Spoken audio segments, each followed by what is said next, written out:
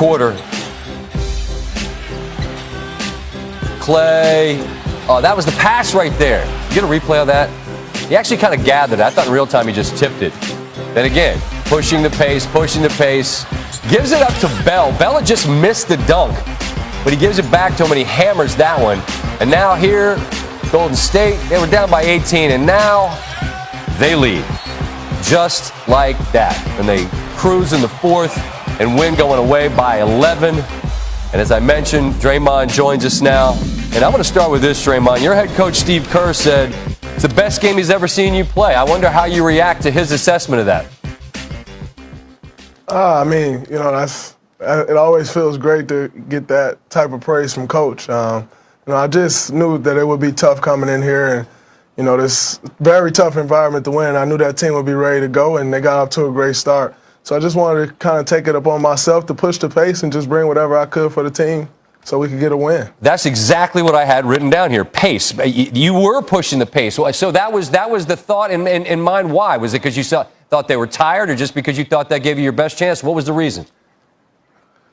I just thought that gives us our best chance. It doesn't even necessarily mean push the ball to get a shot every time, but if I can do my job to put those guys on their heels, then it'll allow our guys who really scored that basketball, Clay and Steph, to take over the game. So, there in that first half, they had everything going. And, a team, when they scored like that, they usually tend to relax getting back on defense. And so, just try to take it upon myself to get the pace where we wanted it, because I know when we're playing at that pace, we're tough to guard and very tough to beat. This might sound silly, but we just saw that bucket right before the end of the first half. There's like 4.4 on the clock. You get it. And again, you push and you get a bucket.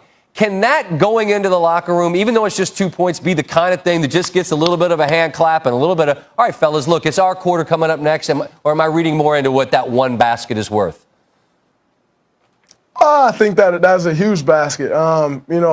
It may not seem like a big difference of, going into the locker room down 13 as opposed to 15, but it is. And so, and I think it was also a momentum shifter for us, although it may not have seemed that way because they were still up 13. It gave us a little confidence. It gave us a little hope. And we came out, started that second half the same way we finished it. You know what's interesting, man? I'm just thinking back over the last few years, and it was you in Cleveland all the time, and obviously it's you in Houston all the time, and obviously you're an emotional player and a passionate player. But you don't have any beef with Portland really much through the years, it doesn't seem like, and there's not a whole lot of talking going on. Like, is it different when there's not, like, history where you look at the dude across from you and there's, like, built-up hate and grudge? You know what I'm saying? Like, it doesn't feel like there's any beef really between you guys, you and Portland.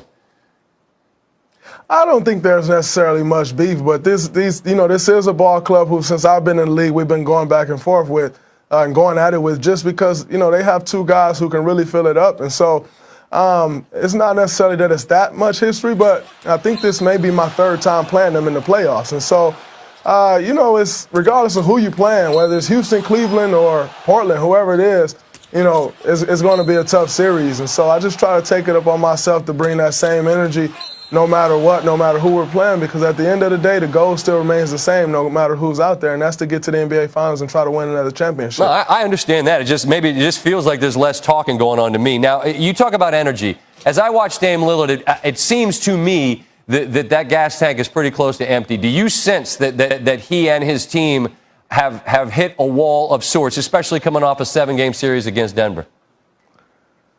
I don't think they necessarily hit a wall, because the way they performed those last two first halves, it's hard to say they've hit a wall. I think, we've done a great job defensively of sticking to our game plan and trying to make someone else beat us. And it's been successful for us these first 3 games. But, we still got, one more game to win to close this series out. And when they got two guys like Dame and CJ who can get it going, we got to stay locked in and make sure we finish the job. Understood. And I guess I'm just saying it's them and it's you in the third, because something happens in those quarters and you guys turn deficits into leads for you. Last thing I want to ask about is this. We'll find out what Iguodala's situation is. Steve mentioned an MRI. Obviously, we know Boogie's down. We know KD is down for now.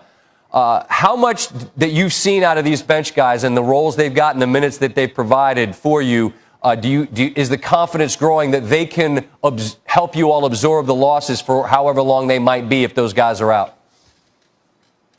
I mean, you know, we have a great deal of confidence in every guy who's on this roster. You know, hopefully, I talked to Dre after the game, and he said, I'm trying to play on Monday. So hopefully he's able to get out there. But if he's not, you know, that's one more guy down, and that means that, you know, other guys got to step up. You know, similar to Kevin, you know, there's not one guy that's going to bring what Andre brings to this team, so it'll have to be a collective effort of all of us being locked in and bringing, you know, the type of energy and focus that it takes to win a road playoff game and more importantly, a closeout game. And if it's another triple-double from you, I guess so be it. You showed once again tonight that you've got that in your back pocket, and you're ready to put it on display as needed. Draymond, as always, I appreciate your time, and hopefully we'll cross paths again soon, all right?